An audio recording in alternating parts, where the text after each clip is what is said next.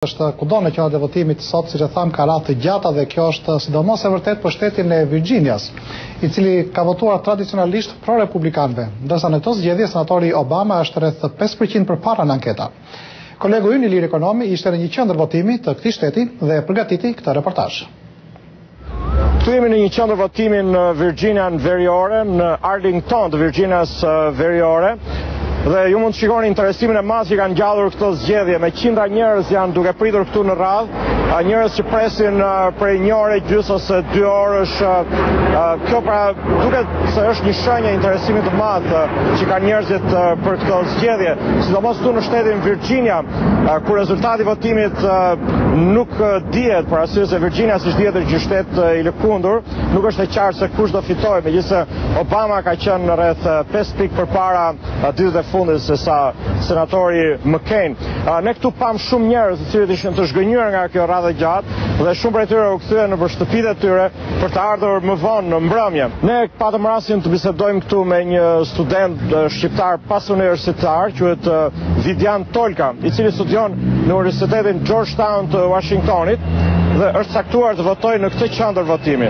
Do ishte mirë të ishin hapur qendra të tjera votimi, se si shikoni ka shumë njerëz, prandaj por megjithatë shpresojmë që të jenë hapura deri vonë natën dhe të njerëzit që duan të votojnë të kenë mundësinë për të votuar. Vullnetarët që ndihmojnë këtu për këto votime thonë se nuk është as sigurt se sa gjatë do të jetë radha në orën 7 të mbrëmjes para se të mbyllen votimet. Por sidoqoftë, rregulli është i tillë, ora e votimeve nuk do të shtyhet ashtu si në shtete të tjera, por njerëzit që do të jenë në radhë do të mund të votojnë. Ata që do të vinë pas orës 7 nuk do të votojnë dot. Atëherë këtu jemi në qendrën e zjarrfiksëve numër 10 në Arlington të Virginias Veriore, dhe siç e shikoni radha që pam jashtë vazhdon dhe këtu brenda. Njerëzit presin të votojnë këtu brenda kësaj qendre të votimit. Këtu ka shumë vullnetarë që ndihmojnë, siç mund të shikoni aty këtu nëpër tryeza, njerëzit të ulur përpiqen të sqarojnë nëse emri i tyre figuron korrekt ose jo. Ndërsa atje tutje në fund mund të shikoni kutitë e votimit. Në fakt nuk janë kuti në kuptimin klasik të fjalës, sepse këtu votohet me metodën touch screen, ku njerëzit thjesht shtypin me gisht ekranin e kompjuterit dhe ashtu siç ndodh në shumë qendra të tjera të Virginias Veriore pra. Fushata e kam ndjekur nga afër, pasi është një fushatë historike dhe ka qenë një fushatë shumë e gjatë, por për të marrë pjesë aktivisht nuk kam marrë pjesë. E kam ndjekur të tëra debatet e kandidatëve, si të Partisë Demokratike ashtu dhe Partisë Republikane, dhe shpresoj që ta kem kuptuar mirë çështjet që duhet, për cilat duhet votuar.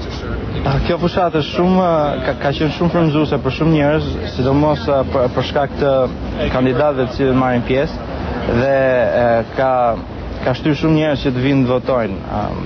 Kam përshtypjen që dhe shumë njerëz dëshirojnë që të kenë një ndryshim në administratën e ardhshme, prandaj të tërë kanë dalë që të votojnë edhe të japin pjesën e tyre, si thua, në demokracinë amerikane. Shumë njerëz që pyetën thanë se janë të vendosur të votojnë me gjithë radhën e gjatë që është këtu.